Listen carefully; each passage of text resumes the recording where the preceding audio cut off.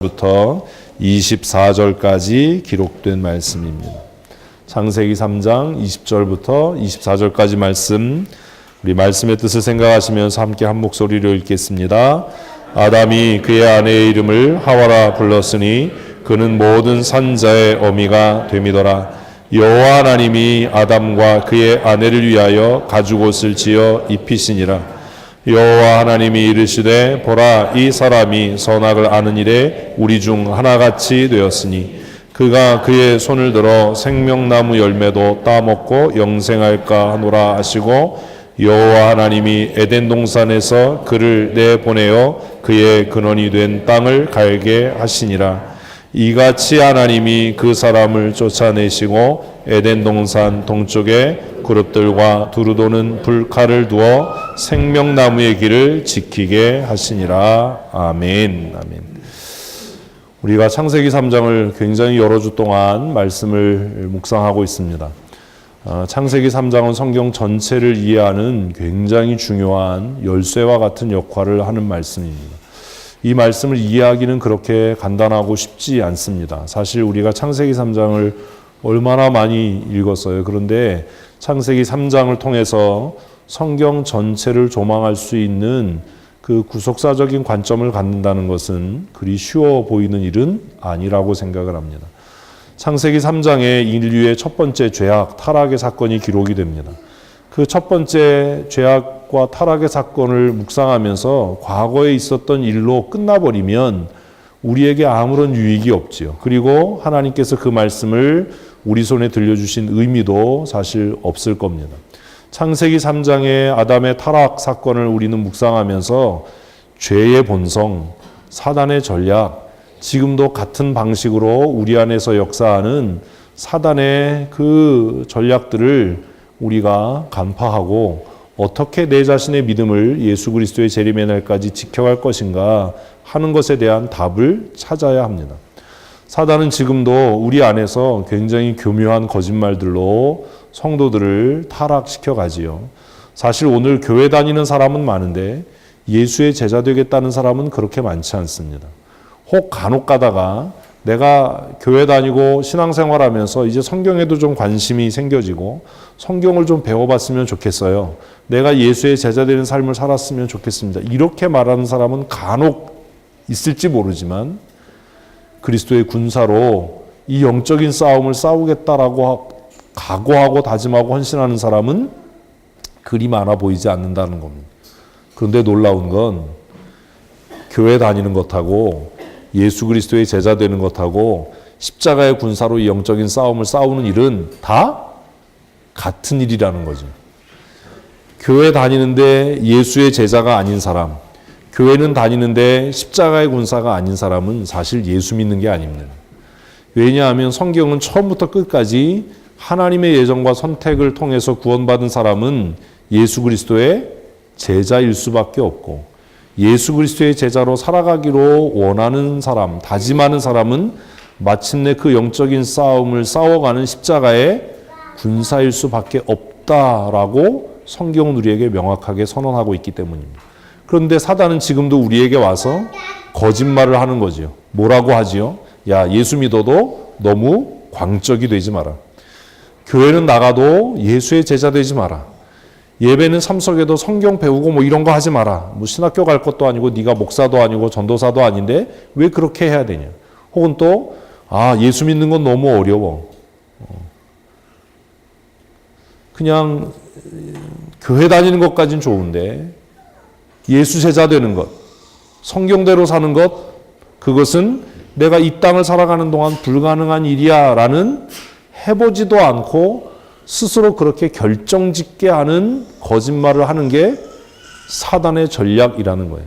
그래서 많은 사람들이 교회에 발을 들여놓고 교회는 나오는데 스스로 계속 다짐하는 거죠. 나는 절대 예수의 제자 되지는 않을 거다. 이제 어쩌다가 시간이 지나서 특별히 우리 교회 같은 분위기에서는 성경을 좀 배워보고 싶고 성경을 이렇게 좀 구체적으로 알고 싶은 마음이 생기잖아요. 대답도 안 하고 그러시지요?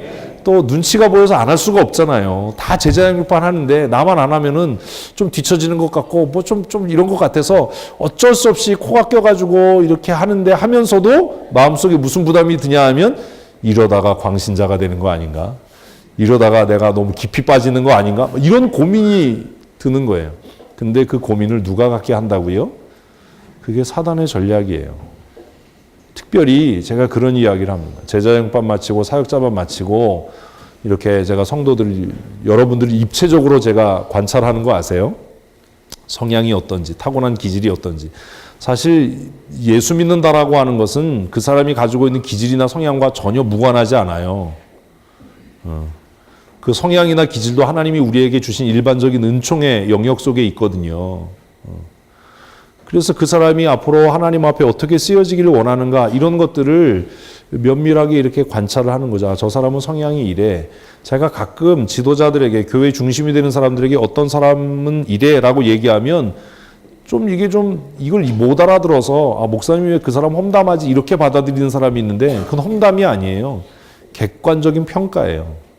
그 사람 성향이 이러니까 그 사람은 이렇게 훈련되어야 되고 이렇게 다뤄서 그 사람이 이렇게 헌신되도록 해야 된다. 모든 사람이 다 그냥 똑같이 동일하게 훈련되고 쓰여질 수는 없잖아요. 다 입맛이 다른 것처럼 성향이 다 다른데 어떤 사람은 적극적인 사람이 있는가 하면 어떤 사람은 저처럼 굉장히 내성적인 사람도 있고 염려가 많은 사람도 있고 어떤 사람은 그냥 막 지지고 볶고 싸우다가도 머리만 베개에 닿으면 코 골고 자는 사람이 있는가 하면 저처럼 소갈머리가 좁은 사람은 밤새도록 고민하거든요.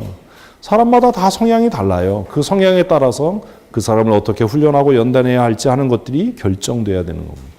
그런데 사단은 여전히 우리 가운데 와서 계속해서 끊임없이 의심하게 하고 회의하게 하고 그리고 마침내 불순종하게 해서 사역의 자리에서 떠나게 하는 거죠. 그것을 베드로 사도는 마지막 때에 사단이 우는 사자와 같이 삼킬 자를 두루 찾아다닌다 라고 이야기합니다. 그래서 제가 사역자반 마칠 때쯤 되면 2년 동안 저하고 시간을 같이 보낸 거잖아요.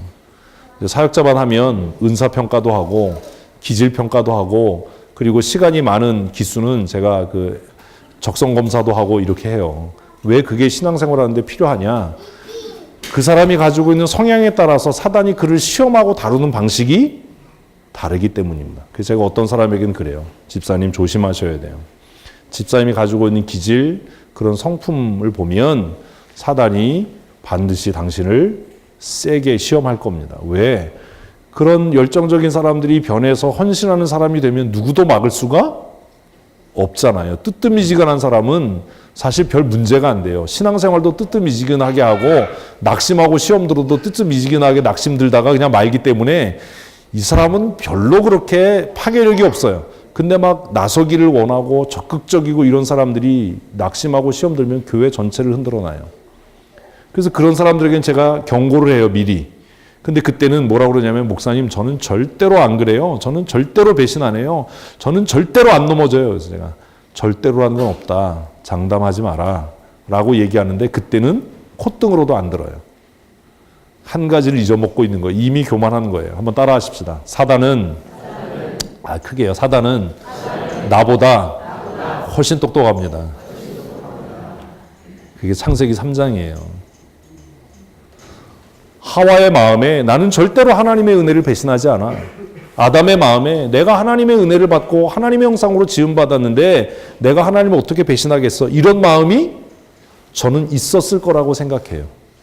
근데 사단은 에덴 동산 하나님이 지으신 모든 들짐승 중에 가장 똑똑한 뱀을 통해서 하와의 마음을 흔들어 놓기 시작합니다. 지금도 사단은 어떤 사람을 통해서 역사하냐 하면 이건 좀 이해하고 양해하고 들으셔야 돼요. 아까 말씀드린 것처럼 뜨뜻미지근하고 이런 사람들을 통해서는 역사하지 않아요. 왜냐하면 그 사람은 혼자 그냥 그렇게 지지고 볶다가 말 거니까. 사단은 어떤 사람을 자신의 하수인으로 도구로 쓰냐 하면 어떤 사람이요? 파괴력 있는 사람이에요. 영향력 있는 사람이에요. 아마 사단이 하나님이 지으신 들짐승 중에 제일 미련한 누군가를 통해서 역사했다면 하와는 그 유혹에 넘어가지 않았을 거예요. 사단은 하나님이 지으신 들짐승 중에 누구를요? 가장 지혜로운 사단을 자신의 하수인으로 삼았어요. 오늘도 사단은 역시 하나님의 교회를 헐기 위해서 교회 안에서 어떤 사람? 스스로 지혜롭다라고 생각하는 사람, 스스로 내 능력으로 무엇인가 할 수 있다라고 생각하는 사람, 내가 마음만 먹으면 무엇이든지 할 수 있어. 내가 마음만 먹으면 목사님이 좋은 동역자가 될 수 있고, 내가 마음만 먹으면 남들이 못하는 헌신을 나는 할 수 있고, 내가 마음만 먹으면 나는 순교의 자리까지 갈 수 있어 라고 장담하는 사람들을 통해서 사단은 역사한다라는 겁니다. 어디에서부터요? 에덴에서부터요. 그리고 수천 년이 지나서 예수님의 제자들이 모인 곳에서도 사단은 누구를 통해서 역사하지요? 베드로를 통해서 역사합니다. 베드로를 통해서요. 베드로가 얼마나 성향이 그런지 우리 잘 알잖아요. 그죠? 베드로가 주는 그리스도시요 살아계신 하나님의 아들이십니다. 그렇게 멋진 고백을 했어요. 예수님께서 너 복 있다. 성령께서 널 이걸 알게 했다. 근데 몇 줄 안 가서 성경 한 장 딱 넘기면 예수님께서 그제서부터 선지자들과 제사장들이 나를 괴롭히고 이런 얘기를 하시잖아요. 내가 십자가에, 그러니까 베드로가 뭐라고 그러죠? 절대로 그런 일이 주님께 미치지 않도록 누가? 내가 그렇게 하겠습니다. 모든 제자가 다 예수님을 배신하고 떠나도 나는 예수님 죽는 자리까지 가겠습니다. 그때 예수님께서 충격적으로 하신 말씀이 뭐지요? 사탄아, 사탄아, 내 뒤로 물러가라. 너는 나를 넘어지게 하는 자다. 사단은요, 누구조차도, 예수님조차도 넘어뜨리려고 하는 존재예요. 그 말이 충격적이지 않으세요? 너는 나를 넘어지게 하는 자다. 아니, 예수님이신데 어떻게 감히 사단이 그럴 수 있는가? 사단은 지금도 우리 가운데서 스스로 마음이 높아진 자들, 교만해진 자들, 성도들에게 교만하지 마세요. 그러면 목사님 저는 안 교만해요. 절대로 안 그래요. 자기 자신을 모르는 거예요. 혹시라도 내 마음에 내가 많이 배웠으니까, 내가 건강하니까, 내가 돈이 있으니까, 내가 하나님의 영광을 위해서 무엇이든지 할 수 있다라고 생각하는 그것이 교만이에요. 내가 교회를 바르게 할 수 있어. 내가 주의 영광을 위해서 무언가 할 수 있어. 나는 예수님이 죽으시는 그 죽음의 자리까지 갈 수 있어 라고 생각했던 베드로를 향해서 주님께, 선생님께 그런 일이 미치지 않도록 내가 하겠습니다 라고 이야기하고 장담했던 베드로에게 예수님께서 너는 나를 넘어지게 하는 자다. 너는 사탄이다. 내 뒤로 물러가라. 사랑하는 성도 여러분, 우리 스스로가 교만해질 때, 내가 무언가를 할 수 있다고, 안다고, 내가 능력이 있다라고 생각할 때 우리가 사단의 종로로 탈 수 있다라고 하는 이 한 가지를 창세기 3장을 통해서 잊지 말아야 합니다. 그래서 바울 사도는 성도들에게 뭐라고 고백하냐 하면 내가 약할 때 오히려 주께서 내 안에서 강하여진다. 아멘. 그래서 날마다 성찬 예배 때만이 아니라 날마다 우리는 우리 자신의 연약함을 고백하는 사람이 되어야 돼요. 주님, 나는 연약합니다. 나는 부족하고 미련합니다. 나에게 하나님의 은혜를 내리워 주시옵소서. 사단은 에덴에서부터 가장 지혜로운 스스로 교만해진 자들을 통해서 역사합니다. 여러분 스스로 마음을 높은 곳에 두어서 사단의 올무에 빠지는 어리석은 자가 되지 않았으면 좋겠습니다. 혹시 여러분의 마음에 이건 이래야 돼 라는 생각이 있다면 그걸 빨리 버리셔야 돼요. 한번 하십시다. 내가 기준이 아닙니다. 아니죠. 우리 교회 기준은 하나인데. 김기준 장로님, 우리가 기준이 아니죠. 내가 기준이 아니에요. 교회에서 사단의 전략에 넘어가고 사단의 유혹에 넘어가서 교회를 혼란하게 하는 사람들, 그 사람들의 공통점이 뭐지요? 자기가 기준이에요. 자기가. 내가 기준이에요. 하나님의 말씀이 기준이 아니에요. 내가 기준이에요. 그래서 내 마음에 들면 좋은 일이고 내 마음에 안 들면 나쁜 일이라고 생각하는 거예요. 여러분 잊지 마십시오. 모든 일에 내가 기준이 아닙니다. 내가 기준이 아닙니다. 사단은 하와에게 와서 하나님의 말씀에 대한 의심을 갖게 합니다. 우리가 몇 주 동안 살펴본 것처럼 뱀이 몰라서, 사단이 몰라서 하와에게 물은 게 아니에요. 먹지 말라 하시더냐? 하나님께서 먹는 날엔 정령 죽을 것이다 라고 하신 것을 누구도 알아요? 사단도 알아요. 근데 왜 이렇게 하지요? 하와의 마음에 무엇을 심어주기 위해서? 의심을 심어주기 위해서요. 누군가의 만남과 대화를 통해서 내 마음에 무엇이 생기기 시작하면, 의심이 생각하면 그 관계를 끊어야 합니다. 그것은 예수님도 그렇게 말씀하셨고 사도 바울도 그렇게 이야기했습니다. 누군가 내 마음에 의심을 가져다 주면 더 이상 그 음성에 귀 기울이지 말아야 합니다. 그것이 내 자신이라 할지라도. 가끔 내 마음에 뭐가 생겨요? 의심이 생기잖아요. 그때 예수의 이름으로 물리쳐야 돼요. 사랑하는 성도 여러분, 의심의 사람이 아니라 확신의 사람이 되십시오. 사단은 지금도 우리에게 와서 그 달콤한, 마치 나를 위해 주는 것 같은 그런 음성으로 하나님의 말씀에 대해서, 하나님의 존재에 대해서, 하나님의 신실하심에 대해서, 하나님의 약속에 대해서 뭘 심어준다고요? 의심을 심어줘요. 그래서 사도 바울은 에베소 교회 성도들에게 이 사단의 유혹, 사단의 공격에서부터 너희를 지켜내기 위해서 하나님의 전신갑주를 취해라. 아유, 전신갑주를 너무 열심히 취해가지고 하나님의 전신갑주를 취해라 라고 말씀하시면서 그 여러 가지 전신갑주 중에 성도가 반드시 갖춰야 할 하나님의 전신갑주가 있는데 그게 뭘까요? 방어를 위한 무기가 있어요. 믿음의 방패. 사단이 하와에게 찾아와서 그의 마음에 믿음에 반하는 의심을 심어줬을 때 하와가 무엇이 있었다면 그냥 믿음이 아니라 하나님에 대한 믿음이 있었다면,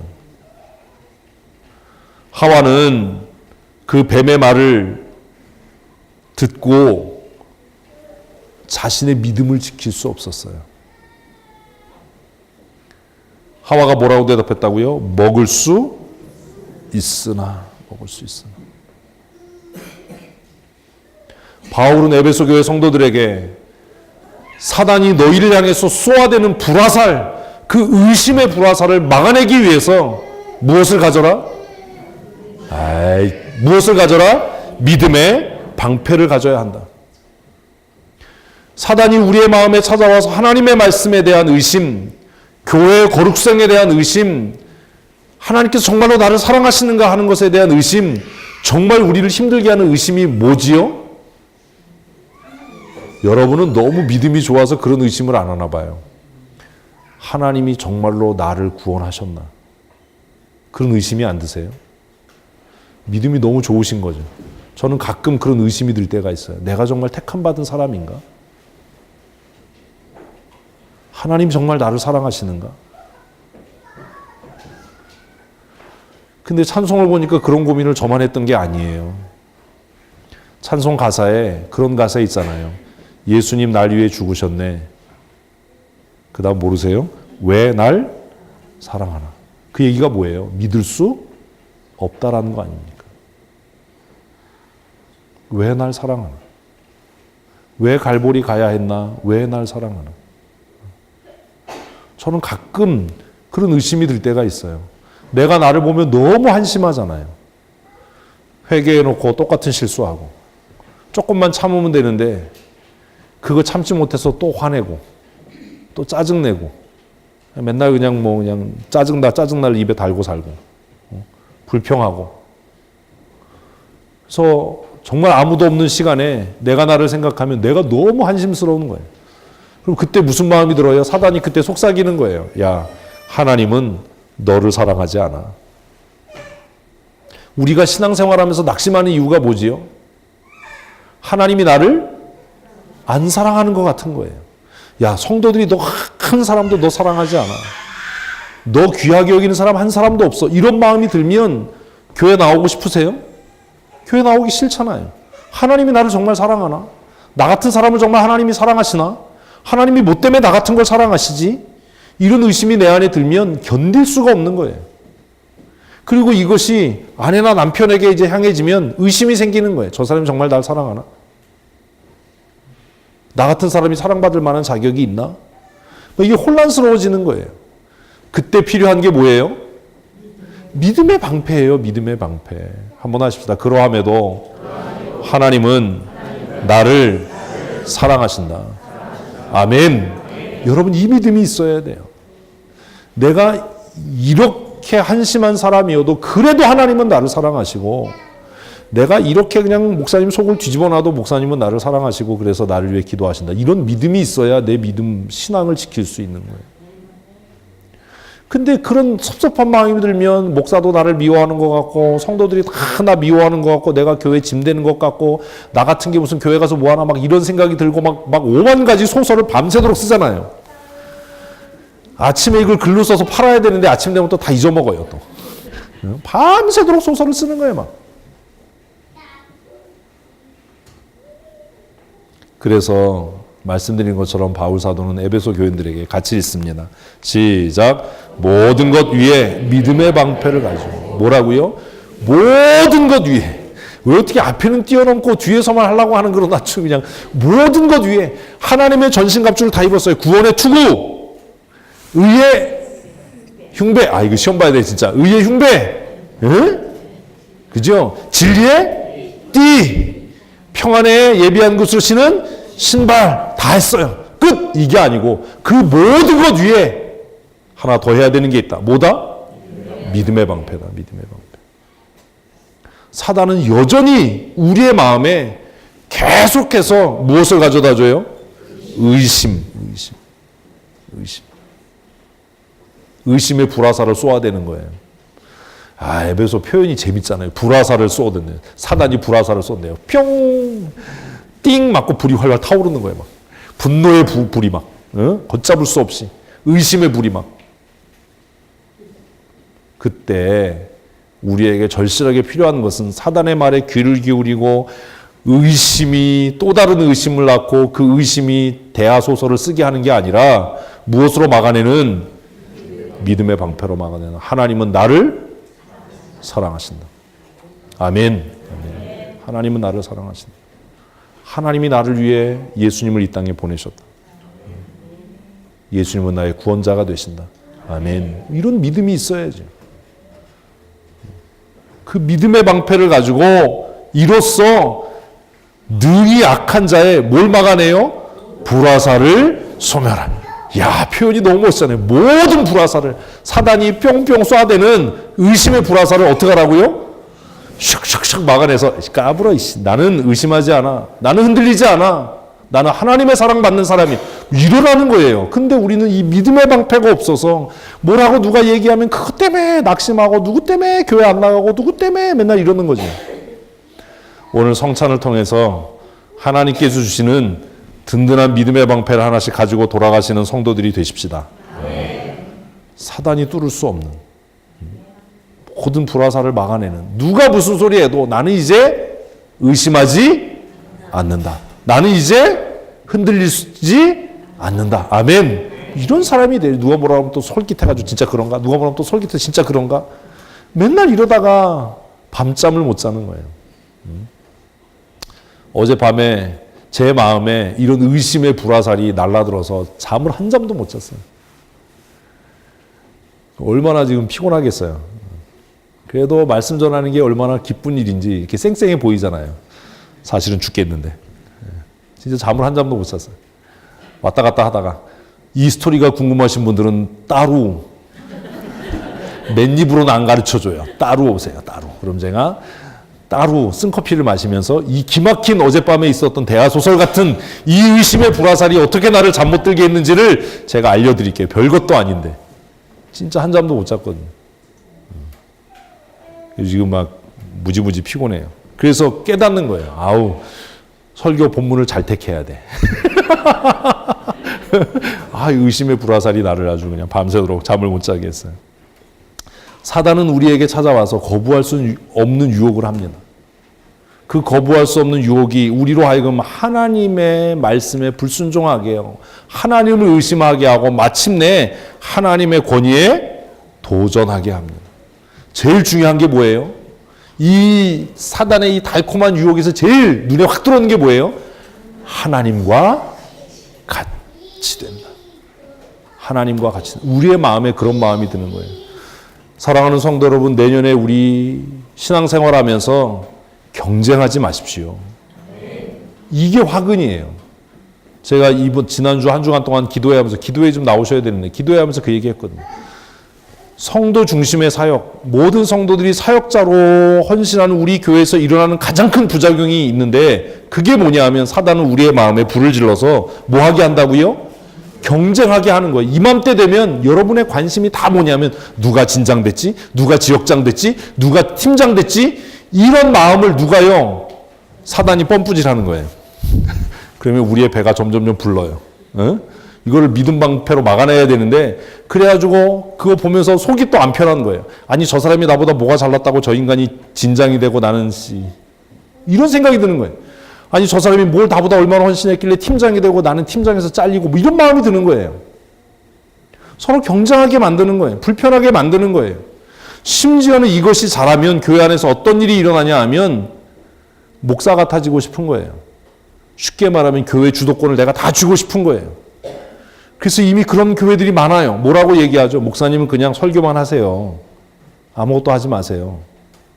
근데 사실 목사 입장에서 보면 그게 편할까요? 안 편할까요? 무진장 편하죠. 근데 왜 그렇게 안 하는지 아세요? 그건 하나님이 만드신 교회가 아니기 때문이에요.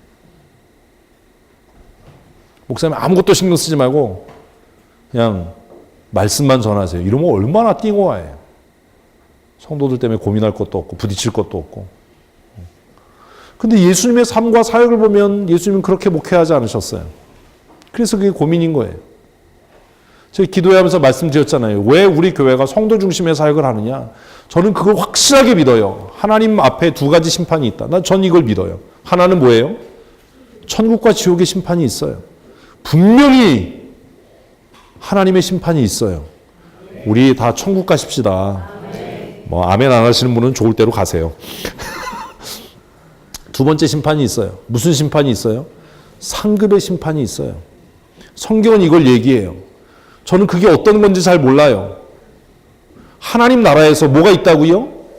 상급의 심판이 있어요. 근데 여러분 주일 예배만 참석하고 나는 그냥 예수만 믿을 거야 이러고 우리가 죽어서 하나님의 심판대 앞에 가면 받을 게 없을 거 아니에요. 그게 성경적이진 않지만 제가 어려서 부흥강사 목사님을 통해서 들은 충격적인 이야기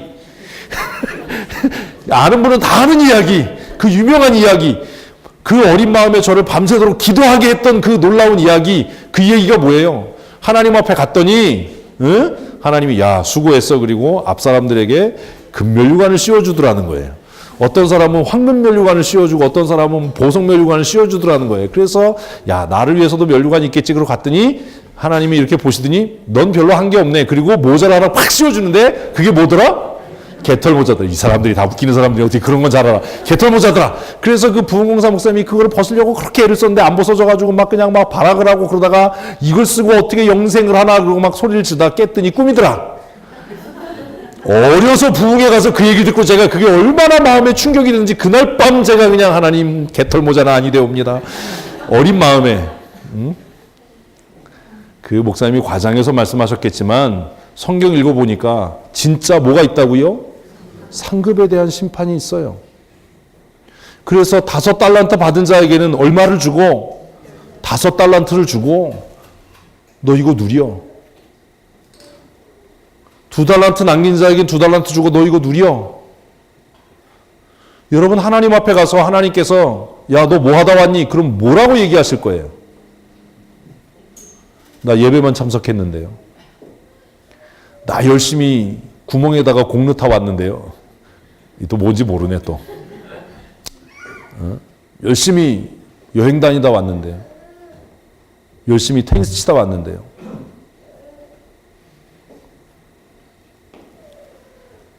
제가 고등학생 때 불렀던 찬송 중에 충격적인 찬송이 있다고 그랬잖아요. 내 너를 위하여 몸버려 피 흘려. 그 찬송에 뭐라고 묻죠? 넌 날 위해 무엇하느냐.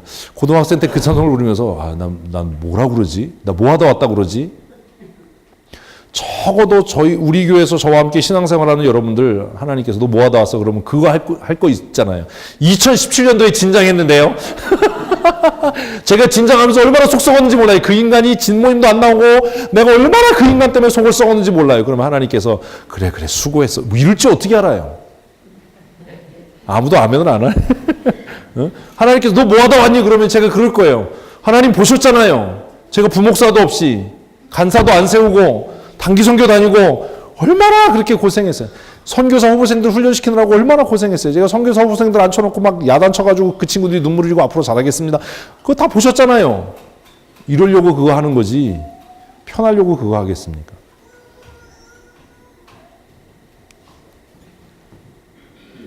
사랑하는 성도 여러분, 사역에 대한 열정은 갖되 우리 경쟁하지 맙시다.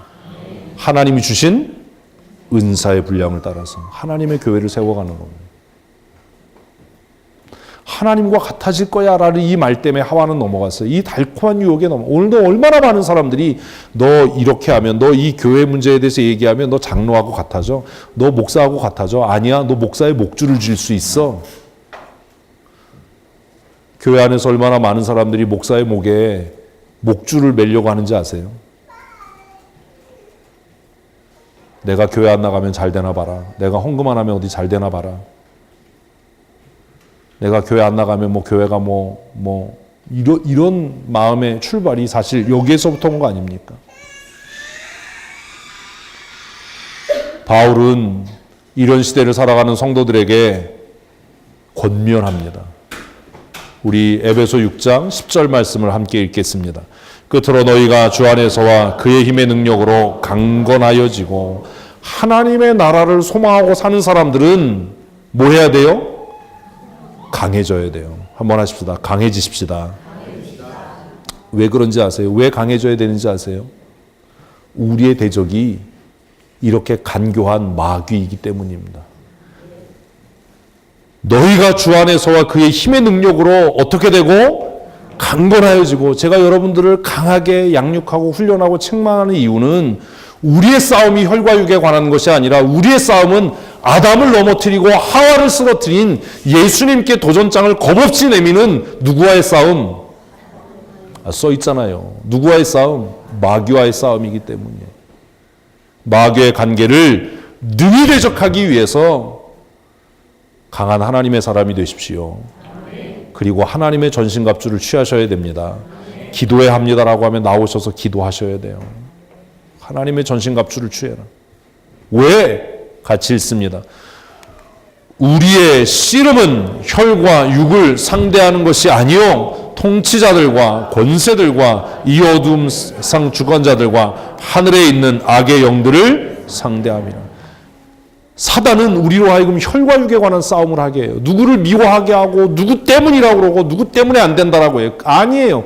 우리의 싸움은 혈과 육에 관한 게 아니에요. 우리의 싸움은 누구를 향한 거예요? 악의 영들, 사단과의 싸움이에요.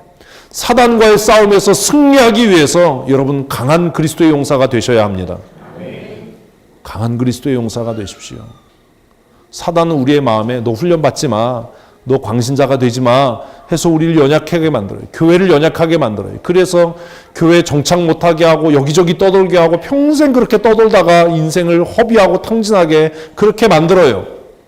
근데 주의 성령께서는 우리에게 뭐라고 말씀하시지요? 그의 은혜와 하나님의 능력으로 강건하여져라. 너희의 싸움은 혈과 육을 상대하는 것이 아니다. 너희의 싸움은 악의 영들을 상대하는 것이다. 계속해서 우리 13절 말씀 읽겠습니다. 그러므로 하나님의 전신갑주를 취하라. 이는 악한 날에 너희가 능히 대적하고 모든 일을 행한 후에 서기 위함이라. 누구 앞에요? 하나님 앞에요. 실족하지 마십시오. 나를 위해 예수 믿는 겁니다. 마지막 심판이 있습니다. 그 날까지 견디기 위해서 강해져야 하고 하나님의 전신갑주를 취해야 하는 겁니다. 믿음의 선한 싸움을 싸우는 성도들 되십시다. 지금도 사단은 에덴에서 하와를 실족시켰던 것처럼 오늘도 성도들을 실족시키기 위해서 의심의 씨앗을, 의심의 불화살을 무차별적으로 쏘아야 됩니다. 그 의심의 불화살을 이겨내려면 무엇을 가지고? 믿음의 방패로 막아내야 하는 겁니다. 이 영적인 싸움에서 승리하려면 내가 강해져야 되고 내가 하나님의 전신갑주를 취해야 하는 겁니다. 깨어있어 기도하는 성도들이 되십시오. 하나님의 말씀을 늘 가까이 하십시오. 마귀가 우리를 유혹할 때, 우리를 시험하게 할 때에 예수의 이름으로 물리치십시오. 그래서 마침내 하나님의 심판대 앞에 나가 설 수 있는 믿음의 사람이 되셔야 하는 겁니다. 의심의 결과는 무엇이지요? 죽음입니다. 의심의 결과는 죽음입니다. 제가 말씀드렸잖아요. 배신자의 최후는 죽음이다. 이렇게 얘기하니까 아니 그럼 뭐 목사에게 뭐 이 얘기가 아니에요. 믿음을 떠나고 하나님의 소명의 자리를 떠나면 결국 나도 죽고 거기서 끝나지 않아요. 뭐 한다고요? 남도 죽이는 거예요. 나도 죽고 남도 죽여요. 이게 죄의 속성이에요. 악의 세력에 사로잡힌 사람, 사단의 유혹에 넘어간 사람들의 특징이 뭔지 아십니까? 나 하나로 안 끝나요. 누군가를 미혹해 하고 누군가를 유혹해서 그도 자신의 죄에 동참하게 하는 겁니다. 하와가 제정신이면 자기가 그 하나님의 말씀을 어기고 죽게 된 것을 알았다면 뭐라고 해야 정상이라고요? 당신은 먹지 마. 이래야 정상이잖아요. 그런데 성경은 한 줄로 짧고 굵게 써요. 여자가 그 열매를 따먹고 자기와 함께 있는 남편에게도 주매. 그 다음이 아쉬운 거예요. 남편이 안 먹었더라. 이랬어야 되는데 집어 던졌더라. 너 혼자 먹어라. 이랬어야 되는데 성경은 뭐라고 얘기하죠? 그도 먹었다. 그도 먹었다. 그 결과가 뭐예요? 죽음이에요. 그들은 자신들이 벗은 것을 알았어요. 자신의 수치와 부끄러움이 무엇인지 알았어요. 그래서